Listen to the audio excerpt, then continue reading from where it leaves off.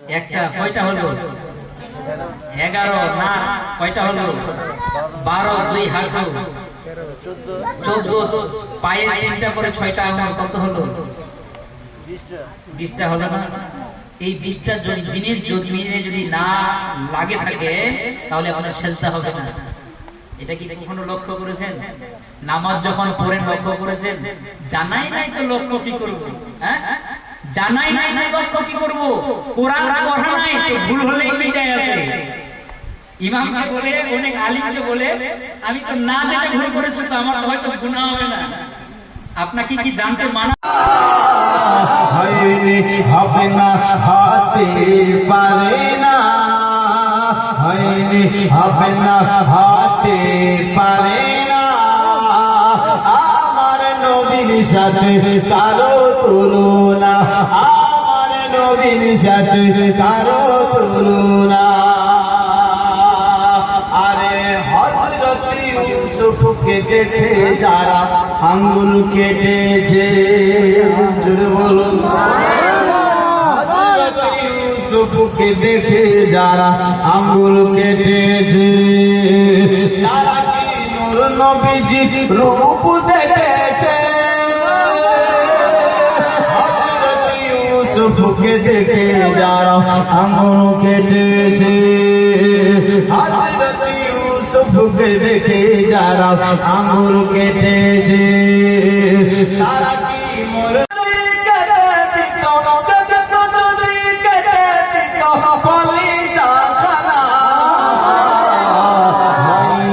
হবে না হতে পারে না। আমার নবীর সাথে কারো তুলনা, আমার নবীর সাথে কারো তুলনা, আমার নবীর সাথে কারো তুলনা।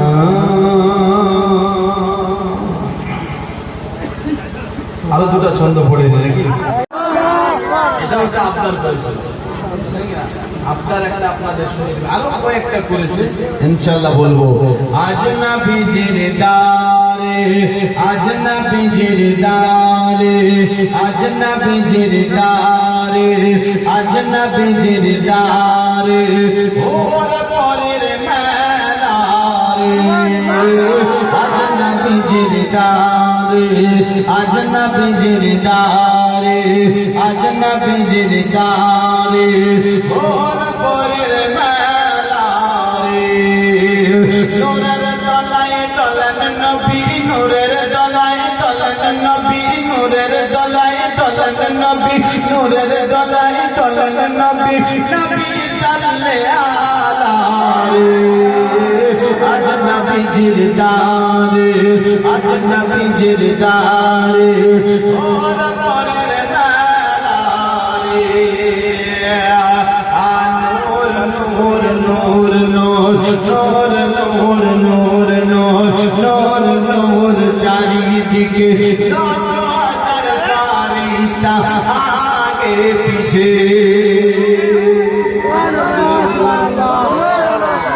পাওয়ার কমে গেছে, আরেকটু সাউন্ড দেন, আরেকটু মহাব্বতে বলুন। ঘুমটা ভাঙার জন্য হাত তুলে ইয়া রাসূলুল্লাহ। নবীজির দারে আল্লাহর উপর নামাজকে ফরজ করেছি, তেমন আপনার আমার নবী উম্মতের প্রতি ইলমে দ্বীন শিক্ষাটাকে ফরজ করেছেন। বলুন সুবহানাল্লাহ। আচ্ছা বলে কিছু প্রশ্ন দেখে ওয়াজ হবে ইনশাআল্লাহ, হবে তো? হবে হবে, ওয়াজ হবে ইনশাআল্লাহ, শোনাবো আমি যতক্ষণ শুনতে চাইবেন। কিন্তু দুই একটি আমি কথা বলি যে একটা মানুষ নামাজ পড়ার হুকুম দিয়েছে তাকে কতদিন পর্যন্ত? যখন 7 বছর হবে তাকে নামাজের তাকিদ করে আস্তে আস্তে সহলা সহলা তাকে মসজিদে নেওয়ার চেষ্টা করে। যখন 10 বছর হয়ে যাবে তার উপর নামাজ ফরজ, তার উপর নামাজ ফরজ। কিন্তু ইলমে দ্বীন শিক্ষাটা তখনই ফরজ যখনই আপনি আমি যখন আপনার আমার ছেলে চলতে শিখে, আপনার আমার ছেলে যখন বলতে শিখে, তখন আপনি আমি কি করি, নিজের ছেলেকে একটা ইংলিশ মিডিয়াম স্কুলে দিই, তাই কিনা? ইংলিশ মিডিয়াম আপনার স্কুলে দিন, ইংলিশ আপনার শিক্ষা দিন। কেন শিক্ষা দিন?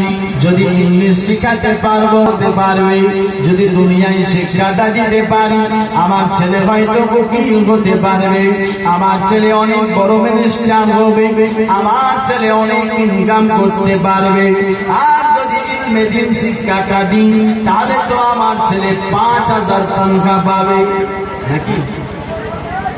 তাহলে আমার ছেলে 5,000 তনখা পাবে।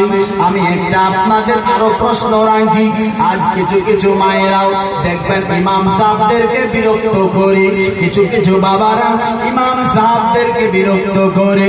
আপনি বলবেন কি বিরক্ত?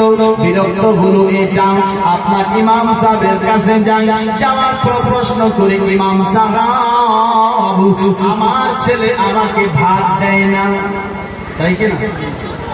আমার ছেলে আমাকে খেতে দেয় না, আমি ছোট থেকে বড় করলাম, আমি আপনার 10 মাস 10 দিন আপনার পেটে করে রাখলাম, আমি আমার ছেলেকে অনেক যত্ন করেছি।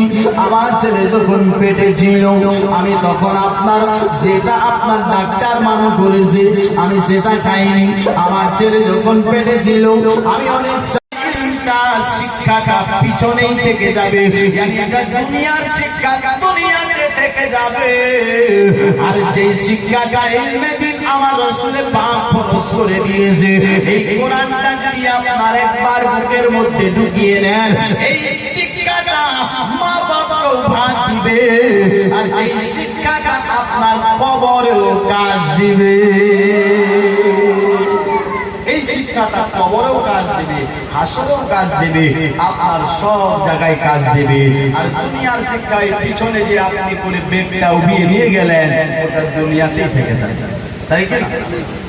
কিন্তু বলছিলাম কি যে ইলমে দিন শিক্ষা অর্জন করতে হবে।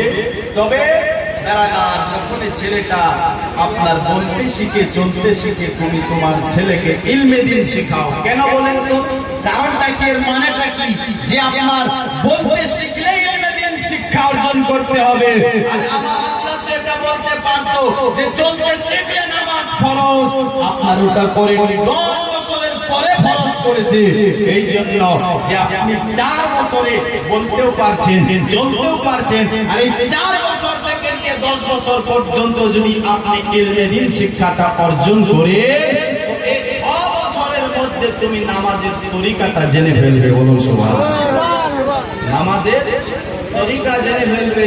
নাহলে দেখবেন বর্তমান কিছু কিছু বয়স্ক বাবা বলছে মনীষা দোয়া নামাজ কোনটাকে বলে, না আতাইয়া তো কোনটা বলে, দোয়া বা সূরা কোনটা বলে। আমার তো শুধু 2টা সূরা ইয়াদ আছে খালি, কোনটা কোনটা বলছে ইন্না আতাইনা আর কুল হুয়াল্লাহু আহাদ, আর সূরা ইয়াদ নাই। তো এই জন্য আপনাকে আমাকে সর্বপ্রথম ইলমে দিন শিক্ষাটা অর্জন করতে হবে। জোরে বলো।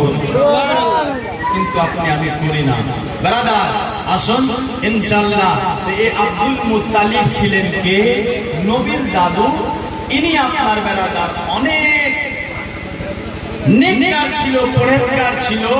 এই আব্দুল মুত্তালিব আপনার ব্রাদার মক্কার সমস্ত মানুষকে খাবার দিতেন। মেহমান যারা যেত সবাইকে কি করতেন? খাবার দিতেন। কিন্তু আব্দুল মুত্তালিব মেহমানদেরকে পানি দিতে পারতেন না। কেন? মরুভূমি এলাকা, পানি দিতে পারতেন না।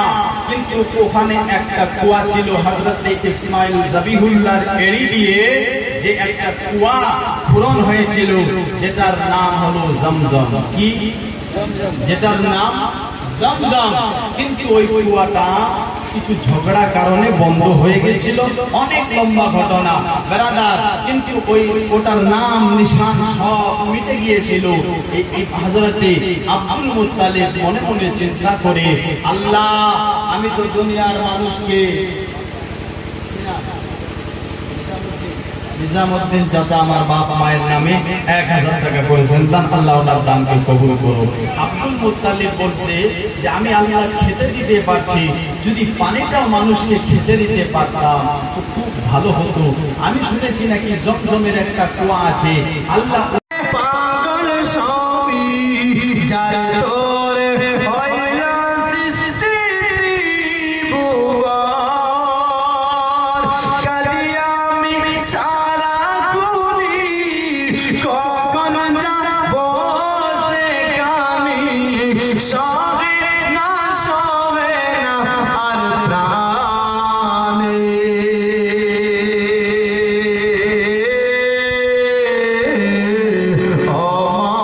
মদিনার মাটি রে সকল সুখ বুঝে তোর কপালে। জোরে বলো হাত করে মোহাম্মত বলুন ইয়া রাসূলুল্লাহ। ও মদিনার মাটি রে সকল সুখ বুঝি তোর কপালে। ও মদিনা রে পাখি যদি হতাম আমি, উড়ে উড়ে যেতাম আমি, থাকতো না মনে কোনো যাতনা।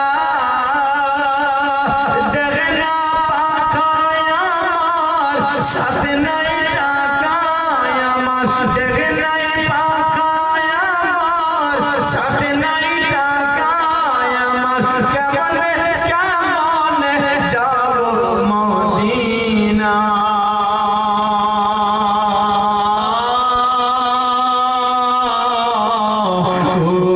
মদিনার মাটি রে সকল সুখ বুঝি তোর কপালে। আরেকবার মহব্বতে বলুন সুবহানাল্লাহ। ও মদিনা রে তোর কাছে গেলে আমি কত খুশি হতাম জানি, তোরে আমি বুঝাইব কেমনে। রওজা মোবারক দিয়ে নবীজিকে সালাম দিয়ে বলতাম মনের বাসনা।